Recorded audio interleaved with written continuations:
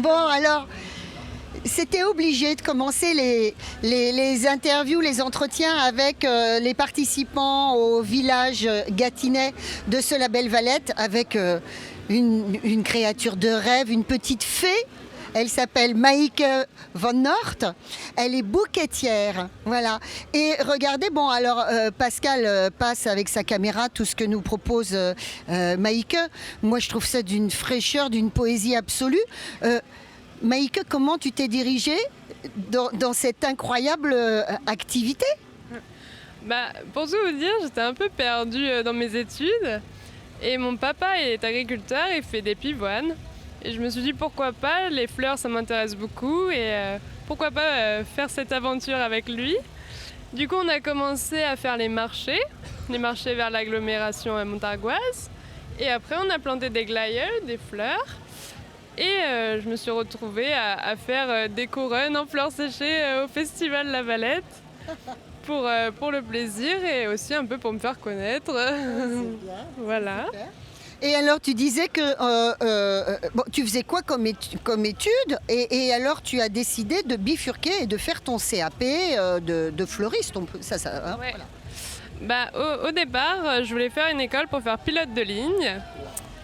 Et sauf qu'à la sortie, j'ai eu mon bac et il fallait avoir 18 ans. Chose que je n'avais pas du coup parce que je suis de fin d'année. Du coup, j'ai fait 1 an de licence d'anglais. Ça m'a pas plu énormément, surtout avec cette période de Covid, c'était pas simple. Et du coup, j'ai arrêté en milieu d'année pour faire les fleurs. Et maintenant, je continue dans cette lancée parce que ça me plaît énormément. Et peut-être plus tard, recontinuer dans l'aviation et voir. D'accord, donc tu vas faire une formation à Tours, mais c'est pas dit que tu continueras après les fleurs. C'est pour ton enrichissement personnel. Voilà, pour l'instant, je pense que je suis pas trop pressée. Et c'est surtout qu'il faut avoir un super bon niveau d'anglais. Et j'attends de partir à l'étranger. Et je suis un peu mon instinct. Et les fleurs, voilà, pour l'instant, c'est mon dada. Et je veux continuer là-dedans, quoi. Donc là, je t'ai vu avec tes pivoines sur le marché de Château-Renard. C'était magnifique. Donc là, c'est les glaïeuls. Après, ça va être quoi? Les glaïeuls, en septembre, je vais faire mon CAP en alternance. Donc, je vais devoir un peu travailler. Mais sinon, on va essayer de planter des tulipes et des anémones.